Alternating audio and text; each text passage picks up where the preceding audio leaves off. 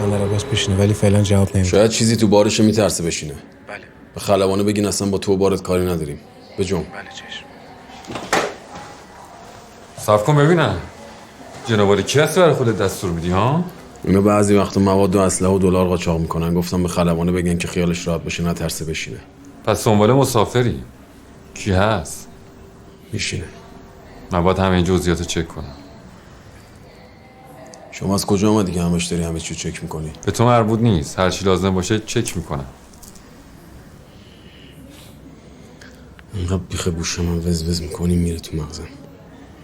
برو بیرون همه چی با همه چک کن. نمیشه که همه قوانین مملکت رو به هم بریزی فقط به خاطر اینکه به اون چیزی که میخوای برسی. چی میگم؟ تو چی میگی؟ باش. برو به اون که فرستادت بگو قضیه همیشه بر من حیثیتی بوده. شما مگه عاشق ایران بودی یا وضعیت مملکتی نبود؟ حالا برو همیشه با همه چک کن. شما ببینم.